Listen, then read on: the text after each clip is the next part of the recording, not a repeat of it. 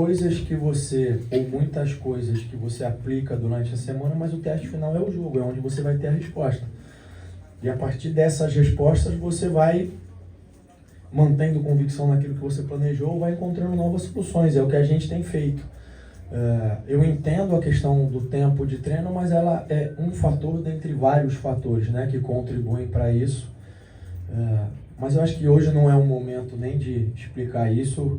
Como eu disse, o sentimento é de frustração de todos nós, sentimento de muita dor, porque a gente não conseguiu num jogo que era muito importante pela história que tem, pelo clássico que tá à altura daquilo que o torcedor desejava. Então o sentimento é esse de tristeza e frustração. Barbieri, aqui à tua frente, Fábio Azevedo, do canal Fanático Vascaíno. Infelizmente eu não consigo te perguntar sobre treinamento porque vocês fecham o clube pra gente, então eu não consigo dizer o que deu errado em comparação ao treinamento, mas posso perguntar em relação ao Galarça. Ano passado ele foi emprestado e era reserva no Curitiba. O que faz ele ser o titular hoje no Vasco? Desempenho dele nos treinamentos, desempenho dos outros jogadores no treinamento. Como eu disse, muitas vezes o jogador desempenha durante a semana e não consegue transformar aquilo no jogo. É uma situação que a gente tem que passar para entender, para avaliar e para tomar decisões. Fanático vascaíno, convenceu essa explicação? Um leão no treino, mas um gatinho em campo. É o que a gente tem visto das atuações do time do Vasco, em especial quando perguntei ao Maurício Barbieri sobre Matias Galarça.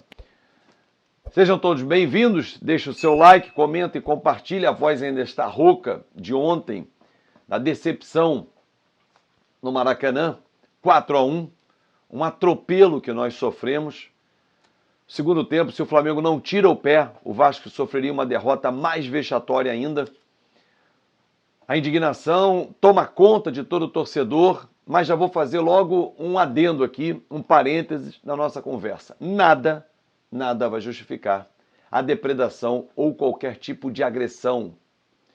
Porque nós vimos ontem e no início da madrugada de hoje cenas lamentáveis.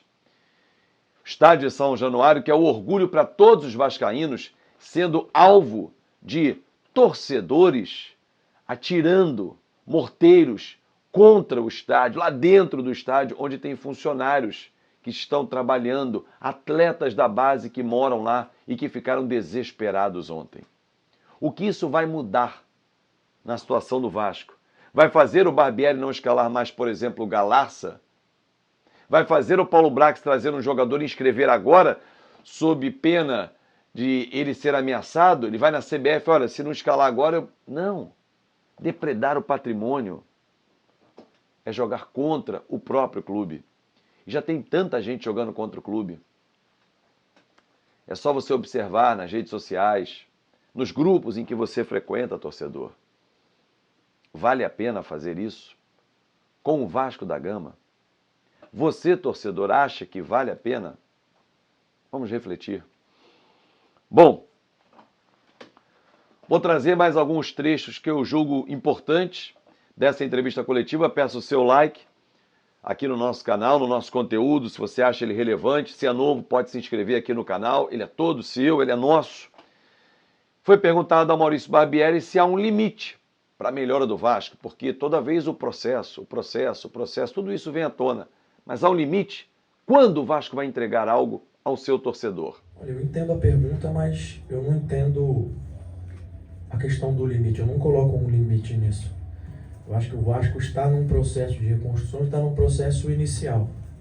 Os resultados são muito longe daquilo que todos nós gostaríamos, daquilo que todos nós esperávamos, mas é um processo inicial. Talvez seja um momento que a gente esteja muito mais plantando do que colhendo alguma coisa, isso é evidente pela frustração de todos. Então eu não coloco um limite, sigo trabalhando, sigo tentando buscar soluções, sigo tentando buscar alternativas. Sei que é um momento muito difícil para se dizer isso, mas volto a dizer, tenho convicção de que a gente vai virar a chave, de que as coisas vão acontecer, mas eu não posso te dizer quando, não sei te dar uma data para isso acontecer. Sei que os jogadores estão trabalhando e que a gente está fazendo o possível, ainda que até este momento tenha sido insuficiente. Ele não estabelece data. A diretoria parece também contentar-se com isso. Não vem a público falar Ah, semana passada o Paulo Brax falou, disse que ia corrigir a rota, 9 dias e nada. Nós não vimos nada de novo. Não tem triangulação, não tem jogada ensaiada, não tem sequência, nada. Pior jogo que eu vi o primeiro tempo o Vasco fazer, foi ontem. Eu não lembro de um atropelo tão grande. 12 minutos apenas no primeiro tempo. E depois, nada. É de amassar e jogar fora.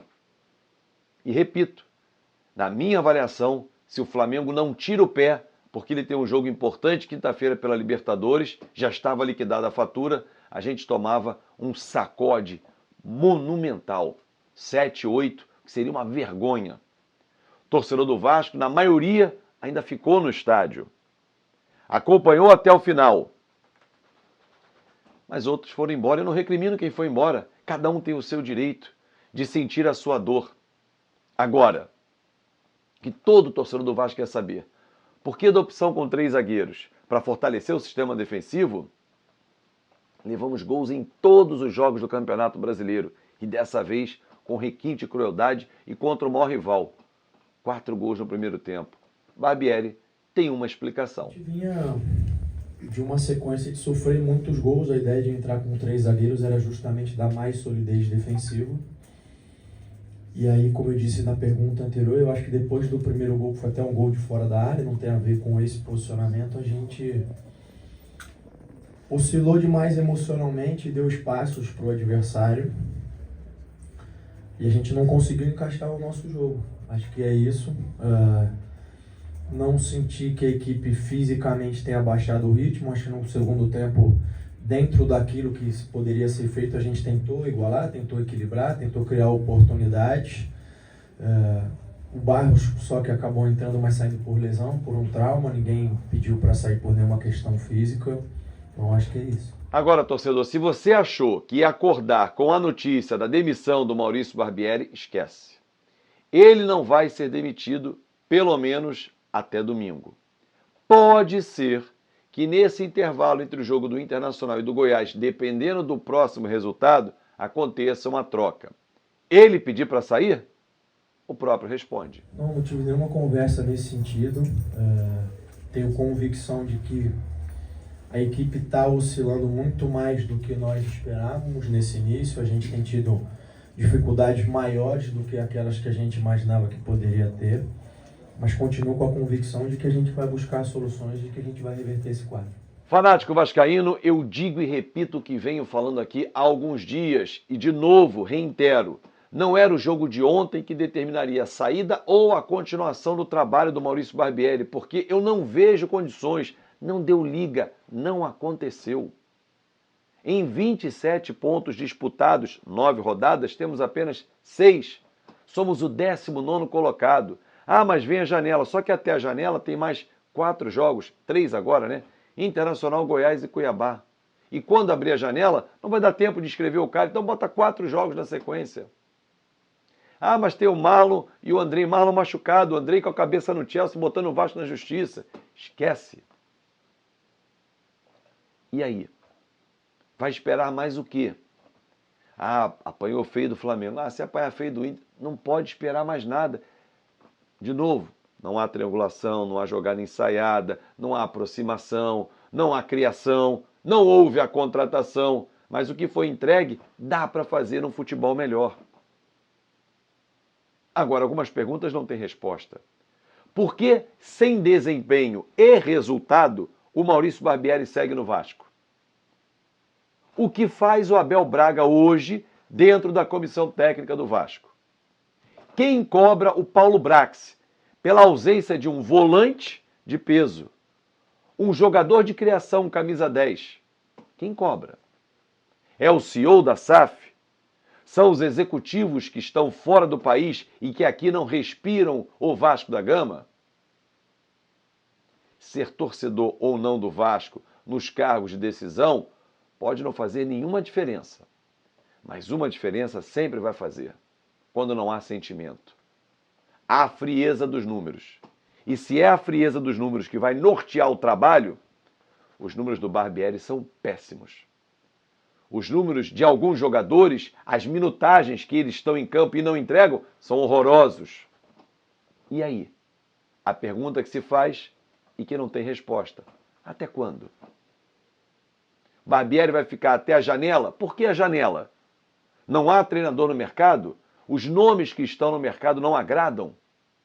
Mas o Maurício Barbieri, com esse trabalho, agrada? Não estou falando da pessoa Maurício Barbieri, que não tem o que falar. Agora, se com esses números ele merece ficar, realmente a SAF veio com um conceito totalmente diferente, porque uma empresa cobra resultados e eles não estão aparecendo. Para fechar, no fim da coletiva ontem, os cinegrafistas, eu estava sentado à frente deles, por exemplo, eu e mais alguns repórteres.